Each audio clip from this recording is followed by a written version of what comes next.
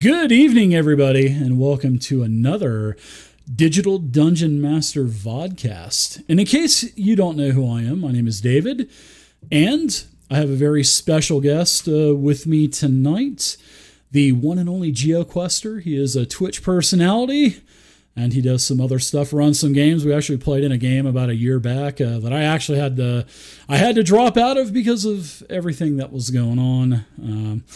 But if that game only started now, when I don't have a lot of stuff going on, it probably would have ended differently for me. So, welcome GeoQuester to the vodcast. I appreciate you coming on. Yeah, we've known each other for a little while now, and I think we primarily met back when Rob and Doug and Chris and everybody we were doing that Tales from the Yawning Portal game that we started last year, and that was actually really fun. And because I mean, especially with you remember the Bugbear twins, they kept going off and doing their own thing when we're trying to concentrate. And I was like, oh my gosh, man. And I was playing Splug, my little goblin with 1 or 2 spell slots. And God, man, every time we'd have a rest within the first 5 minutes of getting those spell slots back, it was over. I was tapped. Wasn't that the game where we ended up coming up with the rules about suppository healing potions, doing extra health back? Yeah. And, Doug was so stingy, too, with his inspiration. I remember Rob, when Rob had to die almost. Yeah, Rob almost died before Doug said, yeah, I think that'll warrant an inspiration. So that was, oh, gosh, the memories of that, man. And he kept saying glaive every time Rob would attack. He would say glaive, like Jerry Lewis or something. Glaive and That's it. Yep. Oh my gosh. So Geo, why don't you I know that you stream here, you do quite a few games, and you create content on the DM's Guild. Why don't you tell us a little bit of how you got into gaming first off? Probably back when I probably got into gaming. I'd say we're probably about the same age-ish. Yeah, we're about the same age-ish. Yeah. I started gaming in 1979. Oh, you got me beat by 5 years because I was 84. Ah, okay. So I started gaming back in 1979. I was the ripe old age of, and but I played for a while. I mean, basically from the time I learned how to read, I was creative. I really liked, the storytelling aspect of things, and I really wanted to get into it. By the early 80s, I'd say 81, 82, I had started GMing. So I was still in you're single still digits. youngin', yeah. Yeah, I was still single digits. Cow. And my very first game that I ever ran was Gamma World, the original Gamma World. Wow. And my father was a player. And yeah, he was in the military at the time, and he used military tactics against me. Yeah, it was unfair. I haven't heard that word Gamma World in a long time. That really goes back to Star Frontiers and the original Traveler and stuff like that. Holy cow, man. So when I say the following 2 words, what do you think of? Face rip. Face rip. Well, does that include your father using military tactics on you? Well, no, that does not include that. Against your same time period. Face rip. It doesn't. Was that like a game or something? Marvel Really? Superheroes. Yep, because if you labeled the stats down one side, it was FASERIP, face rip. Oh, yeah. I never even heard of that game. I really didn't. I remember we played some superhero stuff with GURPS because GURPS is around. First edition GURPS is there, but yeah, because they had superhero stuff, but that was about the only time I really ever played superheroes.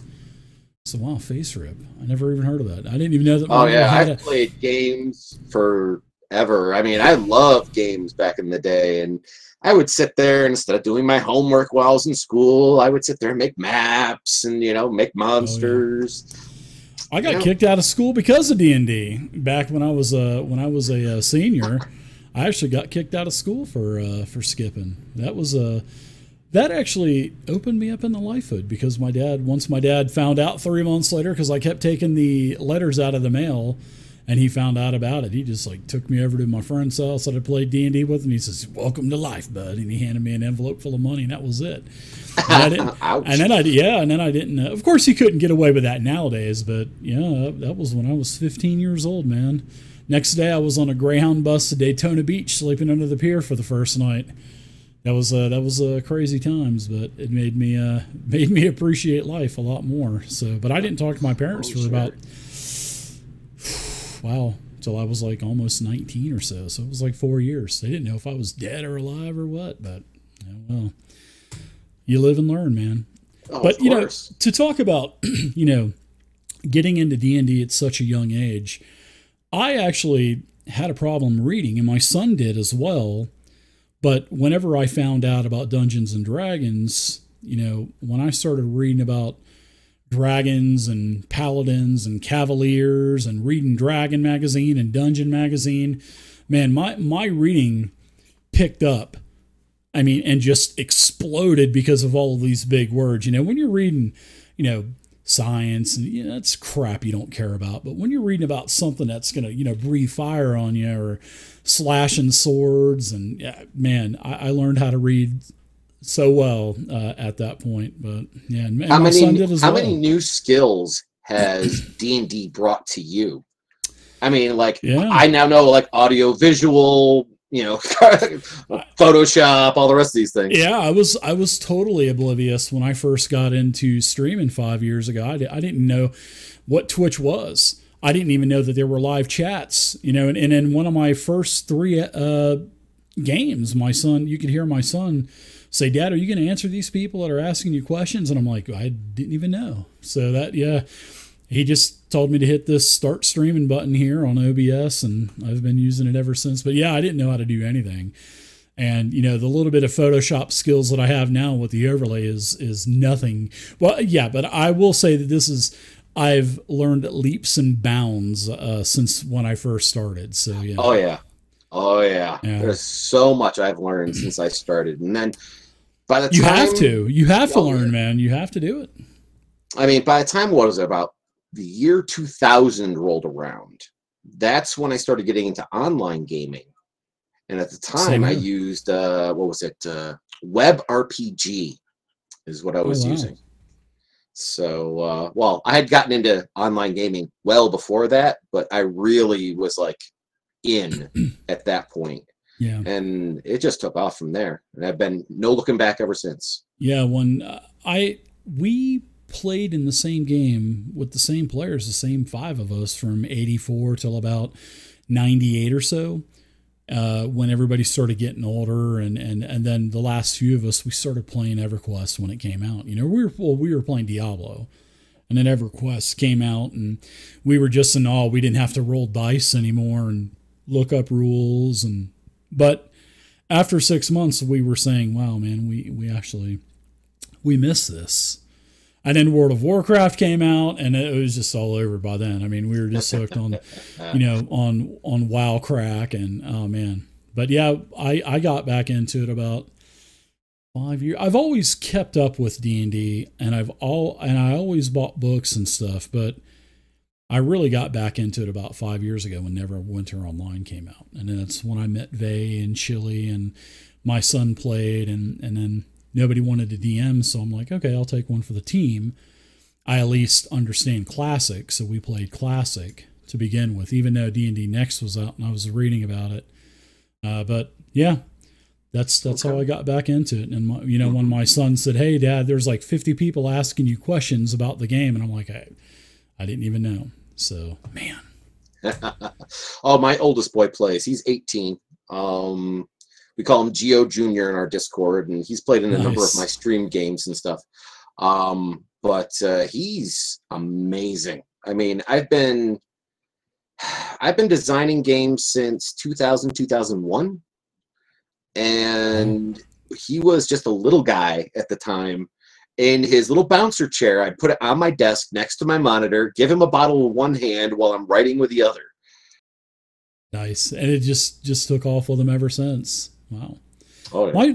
My son played in my first game, and then he briefly played a druid in one of my later games. But, he was playing League of Legends with his friends and Smite and all these other, online games, and he just didn't have time for Dad anymore. So I missed that part, but he did mention a couple months back that he does want to start getting back into gaming because, he's been playing Magic the Gathering, and he said that's kind of made him want to get back into D&D and stuff. So I told him, I said, anytime you're ready to go, bud, if you can commit to a Friday or a Saturday night, you just let me know and we'll do it. But of course, being a almost 21-year-old, he'll be 21 in less than a month now.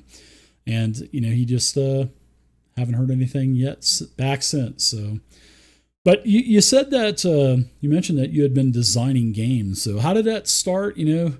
Who have you done games for? What are you doing currently? Where can people find your stuff? All that good stuff. Oh boy. Okay. So by the way, my other half, the nasty half is,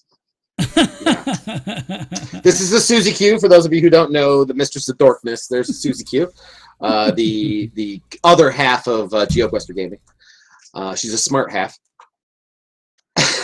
Of course, I have to tell her to keep her clothes on, or else we're gonna get poor Dave banned off Twitch. But so it was back in 2000, 99 or 2000. There was a thing called CyberCon. It was the very first online convention for gaming, and they had a competition. And the competition was who was the best game master at the competition. Now, I'm an incredibly competitive person. I am like insanely competitive. Back in 93, 94, I got brought to the GM's Invitational at Winter Fantasy by, at then, TSR. And I got to play with some of the best. And I learned a lot. I was only in my late teens, early 20s during that time period. So I learned a lot. And I translated that when we went to CyberCon. Well, I won the best game master of the convention. Wow, nice. And little did I know, two of the players that I had in one of my games were publishers. And they're like, hey, have you ever written something and had it published? And I said, no. They go, would you like to? I said, nice. Sure, I guess so. And they're like, all right, give us a 16-page writing sample. Just because you can run a game doesn't mean you can write one. So give us a 16-page writing sample. And I said, all right, sure, not a problem. So I wrote, what was it? Bluffside, what was it? I'm trying to remember what the hell it was called. Oh, Interludes, Brief Expeditions to Bluffside was the very first thing I ever wrote. They asked for 16 pages. I gave them 64 pages. Oh, boy. And it was good enough that I guess that Monty Cook saw it at the time, and he decided to do a prestige class. So there's a prestige class in there by it. So that's how I got started. Talking about the 3E and 3.5 days then. Yep, that was 3E. It was right there at the beginning of 3E. For the next 2 years, I took Game Master of the convention. Wow. And then the convention closed down and never came back. So basically, I swooped it. I never gave up my my crown. Brought your broom every year to sweep all the other DMs out of there. Yep. I like it. Yeah. And eventually, I ended up going to work for places like Wizards of the Coast, Goodman Games, Zeitgeist Games, and I got to basically go full circle. Oh, that's cool, man. Very nice. Yeah, because the very first thing I ever got to run as like D&D wise and play in was Blackmore. Way back when in the day. Yeah. Yeah, very nice. Yeah, definitely. That's 3E right there, yeah. Yeah, this is what I wrote. That's awesome. I have Dave Arnson's signature in here, Dustin Klingman, Richard Pocklington, and myself. We were the four principal writers on this. So wow, I didn't know that. That's wow, holy cow, that's impressive. Mm-hmm. Wow, it's especially to write for WotC and stuff. I mean, that's like wow, that's really good. And you got Goodman Games in there. You got Zeitgeist. I mean, those are all big publishing names. So yeah. For Goodman Games, you may have heard of a little series of things called Dungeon Crawl Classics. Oh, yeah. Who hasn't heard of Dungeon Crawl? Well, I mean, new players to the genre may, not have heard of classics, but yeah. I was the creator of Dungeon Crawl Classics. Number 1 is mine, Idols of the Rat King. Wow. Yep, I set the tone throughout the whole thing. Wow. I wrote it up, and Joe Goodman and myself, we got really very close with each other. We ended up going to Gen Con together, and I sat in a booth and I was signing stuff. And I had some really wild people come by to ask me for signatures, like Gary Gygax, Bob Bledsoe. I mean, nice. Just on and on. I'm like, but you're my hero. Why are you here asking me for this? Yeah. It's great about, I really like Goodman Games because I'm a big 4E fan.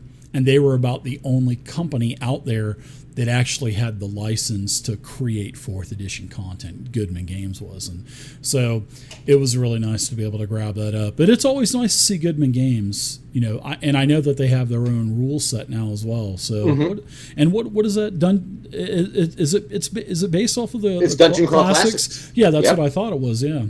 And with their 500 and some odd page rule book. I mean, things like yay big. Yeah. Yeah, Goodman Games puts out a lot of good stuff, so I've always been a fan of Goodman. So what do you got going on now, Geo? I mean, and now that you've gone full circle, like you've said, what do you got going on now? I know you got some DM's Guild stuff going on. I'm working on my best, I guess. I guess this is my life's work. My life has gotten to such a point where now I'm working on my piece de resistance, I guess is the best way of putting it. I've created a campaign module from level 1 to level X at this point, and it's called The Grim and the Wicked. Very nice. You got a release date for that yet, or not yet, or? Yes, indeed, I do. Christmas Eve this year. Oh, very good. The night of my Christmas giveaway extravaganza that I always do. Nice. Well, there may be do some giveaways. Santa Claus may slide down your chimney a little early to throw something in your stocking for your viewers. Ooh, I like that.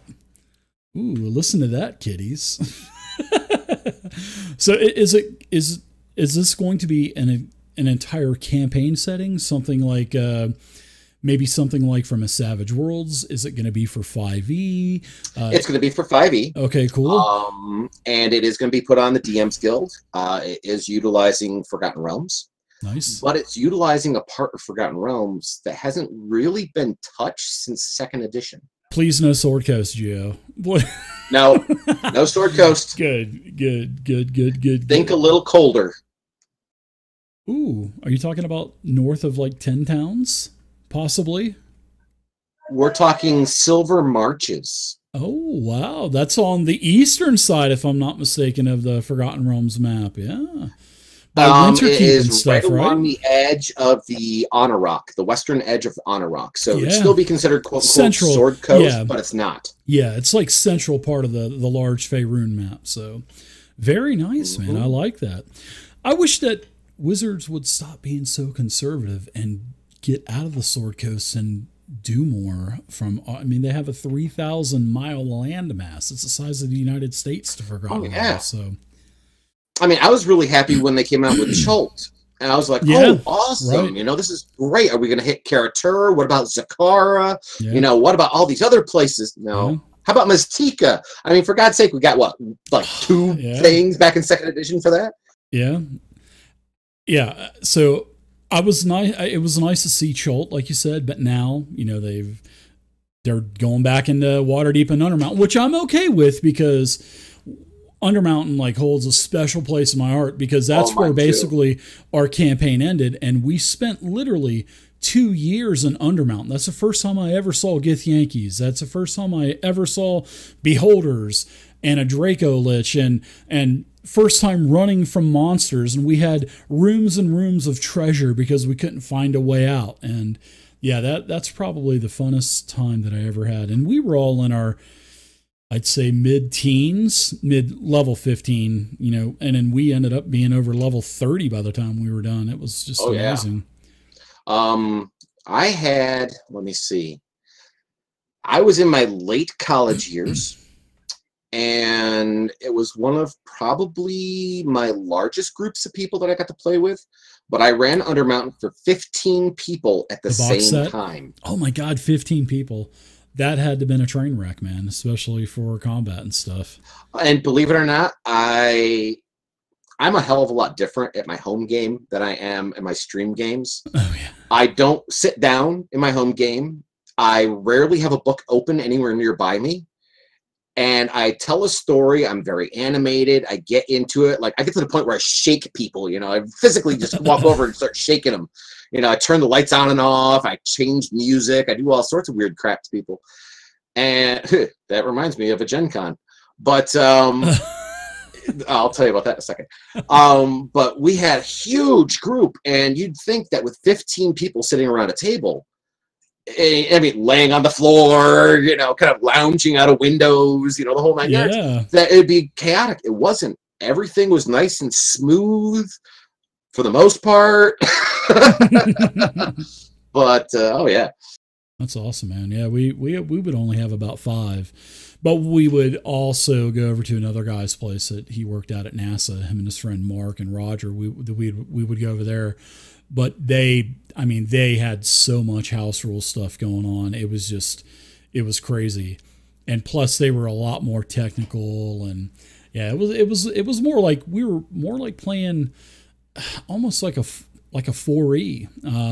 But I mean, of course, I do love 4E, but you know, we would have maybe 7 max, maybe 8 if one of our other friends named Philip came over and joined that we played paintball with. But other than that, we would only see him once every couple months and kill his character off, and you know, then he'd have to make another character. So yeah, but we played in relatively small groups. Although 7 people is really not a small group, but 15, wow, that would just 15 be absolute and chaos. We had, like, I've always had women play on my table. So, like, when I joined Twitch and the Twitch community and stuff, and people were like, well, there's no women in gaming. I'm like, what do you mean there's no women in gaming? I have women on my tables all the time. Yeah. We never did. We never had any women at the table. But, it's like my around the table game. I've got 3 people for it. And I have a couple of advertisements up at the game stores, and I'm looking for 2 people, and I say, I need diversity at the table, just because women think differently than guys, you know. Oh, yeah. And I want that at my table. And, you know, I don't mind having sausage parties, you know what I mean? But to have women at the table is it's refreshing. So, and plus it gives outlooks to different things. I'm married, and one of my gamers is my wife, so therefore I'm allowed to say this, and she's all of a few feet away from me, so I can taunt her as much as I want. But I mean, I ran an all-female game about a year ago, and it was a sci-fi game, science fantasy, I should say, science fantasy. And those girls. Was it Numenera? No, I used the 5e rule set, and I just put it in space, so it was like goblins and bugbears in space kind of thing. I told them, you know, hey, look, you know, whatever character you want to make up, go ahead and tell me, and I'll make rules for it. Not a big deal. Oh God. Oh God. I haven't done an all-female game yet, but that would be pretty interesting. That I think it would be. Because you think females and they're nurturing and let's help the lamb that's got the broken hoof, but hell no, somebody's out there, dude, man, they would just say let's kill it and eat it just like the guys will. So an all-female game, they get more descriptive. Yeah, I've watched a couple all-female, especially like Praetor's all-female game. That gets pretty wild too. So yeah. So besides DM's Guild, what else do you got going on? You got a website that you can let everybody know about? Let's see. Your DM's Guild link. Gaming. Yeah, we got GeoQuesterGaming.com. Cool. That's our regular website. We've got twitch.tv/GeoQuester. Nice. We've got, oh God, what else do we got? We've got a Twitter. We've got a Facebook. I think I have an Instagram. I don't know. I I have an Instagram, but I don't do much with it, but I need to. I've got like 100 pictures I need to put on there. I just haven't had time to do it. Susie and I actually were joking around that we would put up nudies of her if people started being our patron. Oh, we have a Patreon. We have a Patreon. We'll put all those links in the chat, and I'll repost them if they get botted out, spam botted out. And then also I'll put those in the comments section as well. So if you're watching this on YouTube later on, everything is pinned up top in the comment section. So are you doing anything else for any companies now, or are you just pretty much just doing solo stuff? At the moment, it is relatively all solo stuff. I've been doing a fair amount of translating PDF into Fantasy Grounds lately. And I have a So you're doing the conversions for us pretty much, right? I'm doing some for SmiteWorks, but I'm also doing a lot like on the side for like small companies or little people here and there kind of thing. Cool. A lot of people actually contact me on a regular basis, and this is, I mean, you work with SmiteWorks, Rob works with SmiteWorks. You know, we all have this big love affair with Doug and his product. Oh yeah. But there are a fair number of people, game masters or whomever, that buy products on things like DM's Guild or Drive-Thru or some other place, and they have no idea how to convert it into Fantasy Grounds. Yeah. And so they contact one of us to say, hey, can you help me do this? Nice. And they're willing to throw money at you for doing it. Well, as long as they own the product and it's for personal use, I don't see any problem with it. No, go for it. I mean, exactly.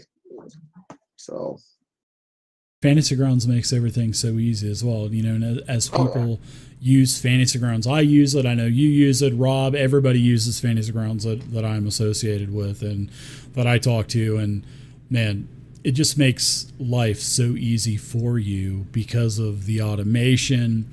You can pre-build your parcels. You can generate, you can make rollable tables that'll generate encounters. I mean, it's just the possibilities are endless, and it just makes the technology has gotten so much better over the last few years. I mean, it's great. Back when I was doing a lot of writing, I used Fantasy Grounds as my test bed for things. So I would throw the encounters in there to see, with some dummy PCs kind of thing, and I just run over and over simulations to see, okay, how does this work? How does that work? What kind of resources are they using? And it worked perfectly. Just think how it's evolved since when you first got into it. I mean, it's evolved so much over the last 5 years that I've had it. I mean, it's amazing. And remember when Doug was DMing our first, when he was DMing the Sunless Citadel, he would say, guys, I'm literally just getting home and I'm not prepping anything. And the game went so smooth. It was like he put everything together and invested all these hours into, but the images are there for you, the encounters. And that's why I'm like, just bite the bullet, buy the module, save yourself, 50 hours of putting a module together and just, take advantage of it. And definitely take huge advantage of it. Yeah. I can't tell you how many times I've gotten like personal emails and stuff on, from my website. How do you make these modules? Because I do a lot of time-lapse videos of me creating modules and also with, just doing them live streamed, and people will contact me and I'm like, I give them links to my YouTube videos and stuff on the time-lapse and the tutorial. And then like in 2 days, they're like, man, I don't know how you can do this because it is just so time-consuming to do it. But that's what I tell them. I'm like, hey, that's the, the pro versus con. You don't have to buy anything for Fantasy Grounds. All you have to do is have a license. There's plenty of rule sets that come with the software. And there's some SRDs and, Pathfinder and 3.5 has some volumes of stuff, but you don't have to buy anything. You can just plug the data in yourself. It's just, the bad thing is it just takes time to do it. And if you got plenty of time, have at it. But I don't have a lot of time. So, the modules were always the way to go for me. especially modularized adventures, and then I change things up and stuff. So so do I. I can't stand running modules the way they're written. I can't do it. I just can't. Yeah. I need to put a little twist into it. I need to do like, I mean, when I was running with the Dirty Rotten Scoundrels, you know, it's like the Sturges. Everybody knows the Sturge has like 2 hit points. It's like, well, if you go ahead and try to swing at that, you may hit your buddy. Wait a minute, where's that saying it rules? What rules? There's no rules. What are you talking about? Yeah, if you miss bad enough, the DM can do anything. You know, the player's handbook is just guidelines. And in fact, you know, Jeremy Crawford, Mike Merles, Chris Perkins, they say the same thing. It's just a guideline to the base mechanics of the game. And if you want to change it, it's your game. You're the god of your game. You do whatever you want. So exactly, you know, I do the same as thing long as everybody at the table agrees and is having fun. Number one, having fun. That's all that matters. Throw the fucking things out. Oops, sorry about that. Hey, how long was that? 40 minutes. Let's see. A mental note. Edit at 40 minutes. Hey, my wife said 20, so I doubled it. But I mean, as long as you're, you know, willing to have fun, throw all the rules right out the window. If everybody around the table is having fun, keep going with it. That's what I've been saying for years and years. Just, it's about your players. It's about yourself. You know, just have fun matters. And, you know, and just make sure you're upfront about your players like that as well. And especially when I bring players in, I'm like, look, guys, this is not a rule-intensive game. I'm here for the story. You know, I want you guys to RP as much as you feel comfortable with. And, you know, let's just not get bogged down in rules. We're not playing 3-5. Ha, shots fired. No, I'm just kidding. Actually, I do like 3-5, and I do like. Actually, I'm really. I like 3-5 and Pathfinder. I like them, but I do not like them in Fantasy Grounds. I can, I won't comment. And it's not because Fantasy Grounds doesn't handle it well. Matter of fact, Fantasy Grounds is amazing. It's better than trying to do it by hand. And 4th edition as well. You can throw that in there because 4th edition is so easy to play with Fantasy Grounds, especially with the new Paizo license that we got with Pathfinder. It does all of your rolls, all of your confirmation rolls for you at one time if you get crit. So I mean, it really does make it a lot easier. But yes. But outside of that, they are so rules heavy, and there is a splat book for every little nuance of the game with 70 more new rules. I think we counted at one point, there's over 3,000 feats in Pathfinder. Yeah. And trying to have the rules at your fingertips for all of them was next to impossible. Yeah. Yeah, that's I noticed when I played Pathfinder, when we played the Pathfinder starting box set. I mean, that is just absolutely a beautiful box set. And we played that and we had such a great time. But then when we went to core rulebook, you know, everybody was wanting to bring in the advanced player's guide, this and that. And I'm like, guys, we don't know the rules that well. Let's just stay with Pathfinder core book for now. And I'm telling you, every session we played, it just led to nothing but debates on the rules and interpretations. And that's why I have primarily stayed with 5e. And I also love Savage Worlds as well, because that's a very light and friendly I love that set. system. Yeah, it's awesome. It's all about the acing die. You know, that little honey badger can rip your My arm favorite off and kill system you. on the planet, my absolute favorite, is the D6 system from West End Games. Star Wars you're talking about, right? That Star Wars, Men in Black, etc., etc. Yeah. But a couple of years ago, they made it open D6. Oh, very nice. And during that time period, my company at the time that I had, which was called Phoenix Rising Games, my company at the time had Septimus, which Bill Coffin had done for West End Games, but West End Games was never able to publish it because they had gone out of business. So I got licensed to do that. So I did a few things with that. And then I made the Destiny 6 role-playing game. Oh, very nice. Holy cow. Speaking about the Open 6, I'm sure you've probably heard of this game back when we were kids, Talislanta. I loved Talislanta. Oh, yeah. And they just last year, they did a Kickstarter where they came out with a pre-first edition setting, which is what it is now currently. And then they did. Does Morrigan Press still have that? I believe that he does. Yes, there were some. But everything is now open now. Like first, second, third, fourth, fifth. It's all. You can go to the Talislanta.com website and you can download every beautiful PDF that they've ever put out for every edition for Talislanta.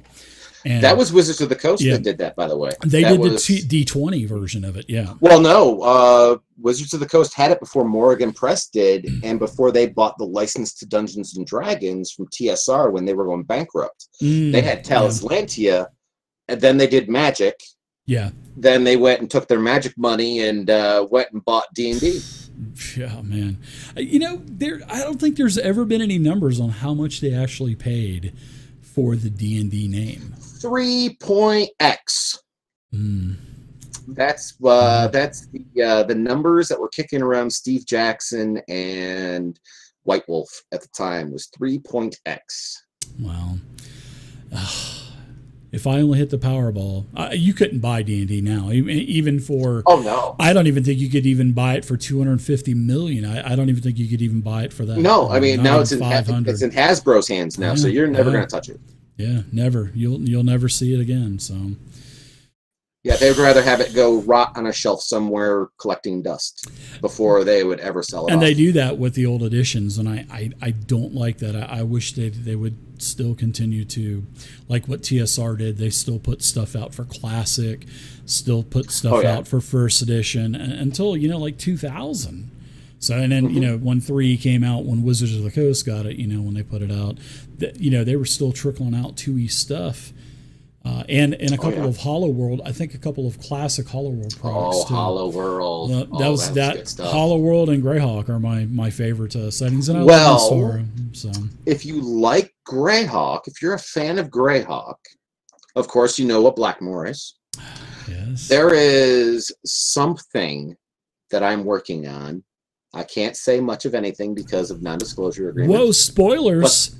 Spoilers.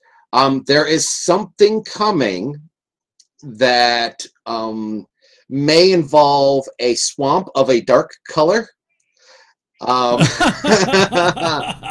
Never before published.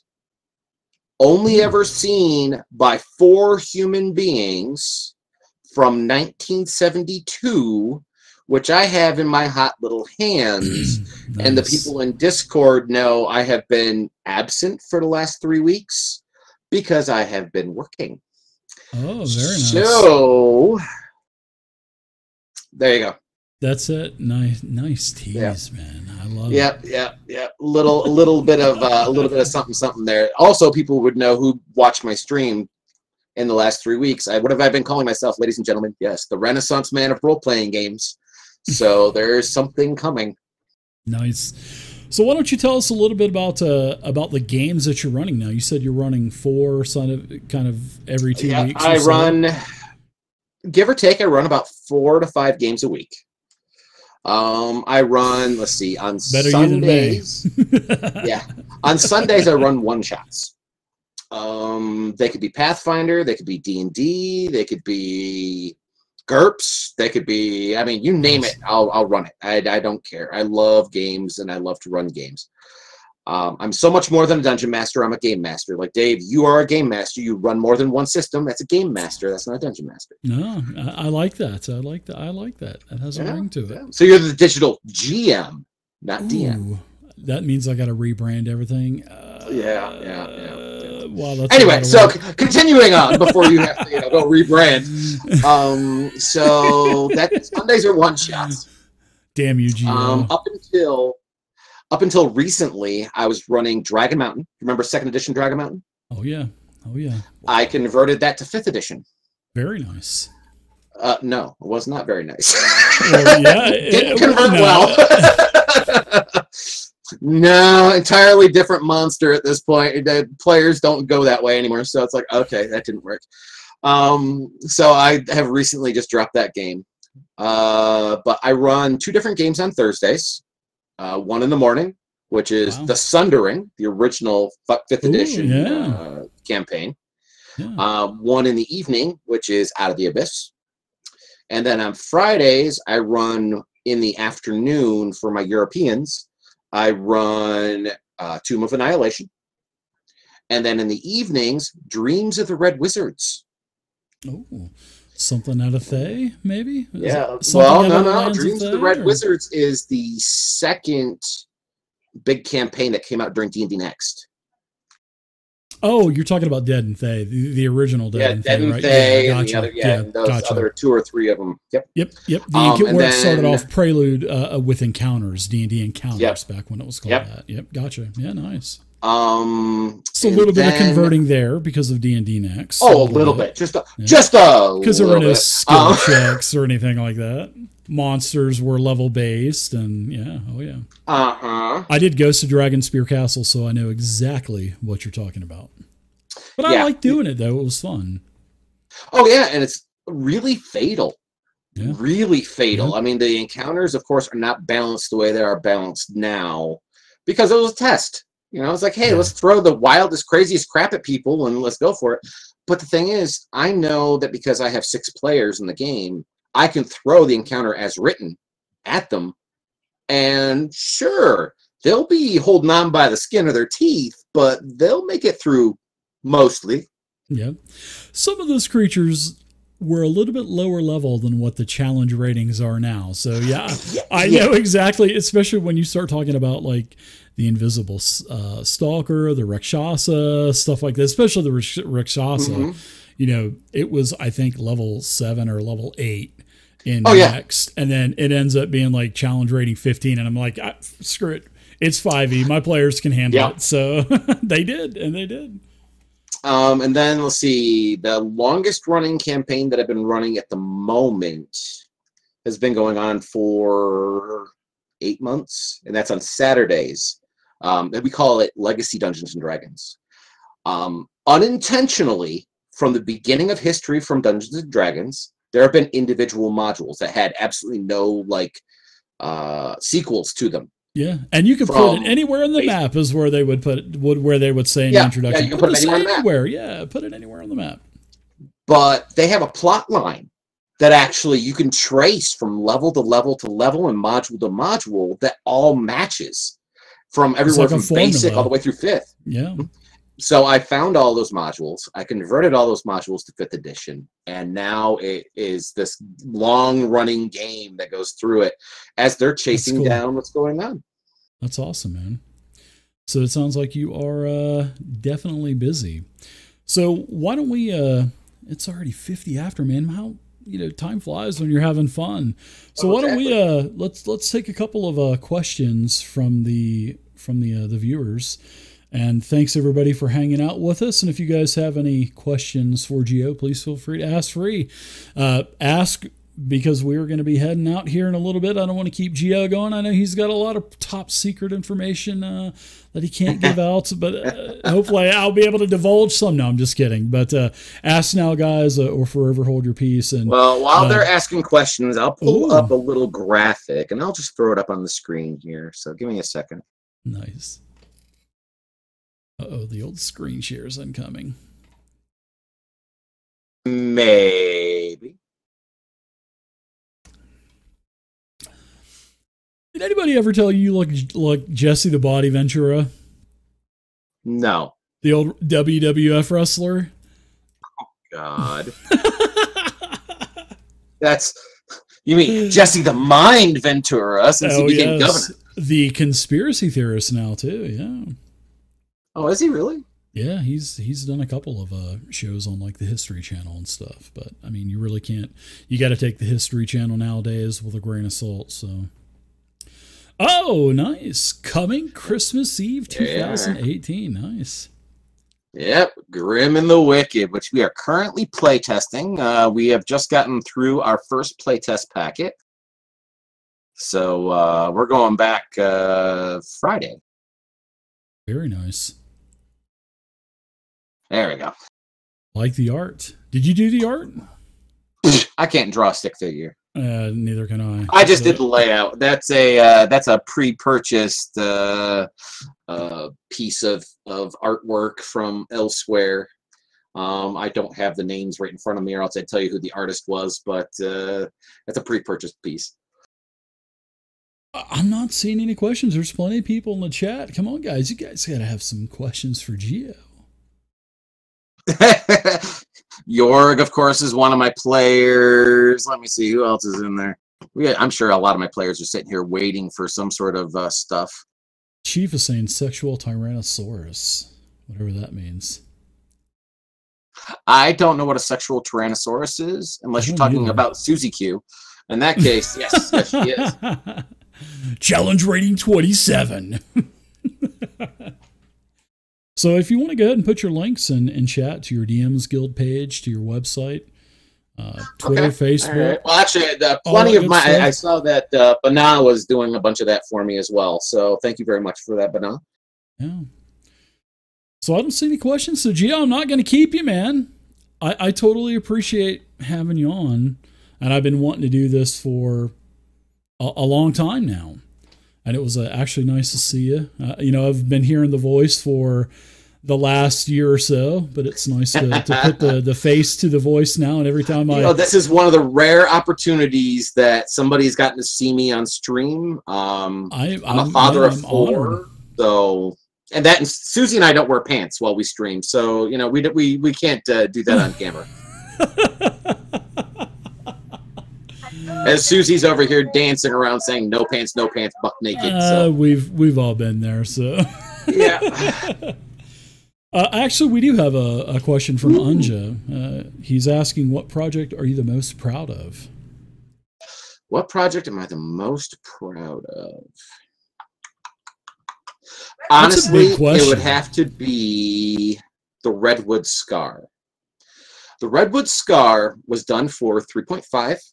Done for Blackmore, and it was the very first adventure module done for Blackmore in over 30 years, and it won 3 awards. Yeah, 3 awards. That's pretty good, especially when as much content is produced to win 3 on one project. Yeah, that's pretty impressive. Yeah. I think my favorite part of that one was at the time, it was Zeitgeist Games is who had Blackmore. So that was Dave Arnson and Dustin Klingman. And I loved it because they put it out for 4th edition, just throwing that out there. Oh, yeah, I'm not going to go there because that wasn't actually them. That was Code Monkey Publishing that did that. I'll just put a check mark in that and just kind of set it on the side. But it was Goodman Games who actually helped them print it. So you'll see Goodman Games on the back of it. But they actually had nothing to do with it. But when I did that module, I made a lich. It's a low-level module, really low-level module. We're saying like level 3. And there's a lich in it. But it's not your typical. It's a druid lich. Ooh. And everybody was like, oh, you can't do that. Druids can't be liches. And I said, why not? Yeah. Why can't you, control some undead treants or something? I mean, it just, oh, you can't do that in a Fae. Exactly. And so the cover of the module is this emaciated man sitting on this throne made of thorns with a raven sitting on his shoulder plucking out his eyeball. And perfect. That's exactly, that picture sums up what the module is. It is dark, it is horrific, and it's horrible. And everybody loved it that got to read it and play it. I will have to check it out because that's in the EverQuest era for me. EverQuest and WoW era, so a lot of that 3 and 3.5 stuff I missed, unfortunately. We do have a... Thankfully, you can still play it in Pathfinder. Yeah. But it can be converted to 5e, too. Yes, it can. And I usually do that with stuff that I really like. Like I'm actually working on Rahaja. Well, I've been working on Rahaja, the old B7. And that's one of my favorites, and I've been in the process of converting that. But it does possess challenges because of... It's just a different, mechanized game from me. Oh, yeah. And everything was so plain, basically I'm like rewriting it. Not rewriting it, the story's there, but just adding in all of the checks and the rules to make it rule compliant. Yep. Yeah, it's a lot of work, man, especially when the older you go back, the harder it is to convert stuff. Yeah. So East is asking a question because both you and I, our live feeds, we don't, run player cams in our games. So, Right. It says, and he says, seems like streamers are about half and half on this. But what are your thoughts on that? And then I'll answer after. I don't run any player cams or game master cam because I like to watch the gameplay. I could give a damn what kind of ridiculousness is going on the side, but I prefer to watch the game for the game. I'll hear it in their voices if they're being silly and ridiculous and they have some sort of weirdness going on. If the game master wants to have a cam, I'm all set and fine with that. But personally, we don't run cams because Susie and I beyond the goofiness of, we don't wear pants and all the rest of that stuff. We have 4 kids, 3 of whom are minors. And our kids go anywhere from 9 to 18 years old. And we don't want them on stream. Yeah. Who knows who's watching anymore kind of thing. So I don't want them on stream. You're right. Yeah. I don't, when I first started doing it, when I first started streaming, I didn't have any cams. And then I put myself on there and then, everyone always asking in chat, why isn't everybody else on? So I would put everybody up there. But I've gone away from that now because I've gone to more of like a patron or pay to play type of, play. And I don't want to put those players that are paying into the public spotlight if they don't. Mm-hmm. I don't want to force them into the public spotlight. So some don't mind at all. Some don't want to be. And the perfect medium is to just have a green light up whenever they're speaking. So you can at least you don't see them, but you at least know what character is talking and which one is speaking, and you can see that translate onto the stream or into the YouTube video. So, but no, I don't. But whenever I start, in September-ish or so this year, when I get the new studio built, yeah, then all of my players are going to be live. We've already talked about it. They're going to be doing some cosplay as well, and that will. But that's a whole nother ball of wax. You know what I mean? Oh yeah. So yeah, because any one of them. Like when I ran the all-female game, the girls were like, oh, yeah, if you want to do with cameras, we're all good with the cameras. I had 6 women who all said, yeah, let's do cameras. Mm-hmm. But at the same time, I stopped and I thought about it for a minute, and I thought about their personalities for a moment. I'm like, these people, other than my wife, these people I don't know other than what I've talked to them like online. Mm-hmm. We could get some person who's a little bitter and then just flashes a little something someplace, and I'm kicked off entirely. Yeah, that's something I never thought about, but you're right. Yeah, and that was all it takes, and I just can't do that. I don't want it now. I think in a streamer's defense, so if you have no control over that, I'm sure there may be some type of maybe appeal system or something that you could. Oh, there is. There's an appeal system and stuff, but it's forever and a day kind of thing. Yeah. But that's my outlook. I don't mind showing my ugly mug. I don't care about that. But the other players, I just want to keep them anonymous, So yeah, I want to protect them as much as I possibly can. Yeah. By protecting them, I protect myself.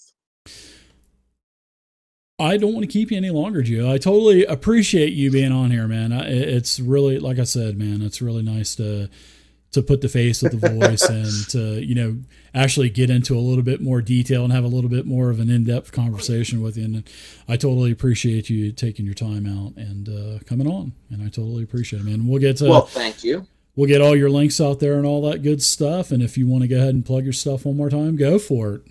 All righty. All right. So, ladies and gentlemen, my name is Jeff for GeoQuester. I have 20 some odd products between, I don't know how many different companies out there. Plus stuff on the DMs Guild and all over the place. You can find me at twitch.tv/GeoQuester. You can find me at geoquestergaming.com. Our Patreon is patreon.com/GeoQuester. Our Facebook is Facebook GeoQuester. Twitter, GeoQuester. Basically, look up GeoQuester. You'll find me. I'm about the only one online ever. So at least you have everything /GeoQuester. And when I first got into it, everything was different, and I totally regret that now. So, man, you are so lucky to have everything /GeoQuester. Well, I kind of had a really weird way of getting my name. So, hey, it worked. at least you know it'll always be safe and you could always take it. So exactly. All right, man. Well, I totally appreciate it. I will have you on again down the line if you want to come back on. I'm sure I'll be back sometime, we'll say holiday period, with possibly extra things in my little awesome knapsack for you. I appreciate it. So go back and retire to your nerdatory for now. And until next time, thanks so much again for coming on, Geo. And we'll do some panels as well with the other streamers here on Twitch. Oh, definitely. Yep. All right, buddy. Well, I appreciate it. Everybody, GeoQuester, everything. If you are in the chat, all of the links are going to be posted and also in the comments section on the YouTube channel. So until next time, everybody, and the next Digital Dungeon Master Vodcast. I almost butchered that. Stay safe, happy gaming, and we'll see you next time. Bye, everybody.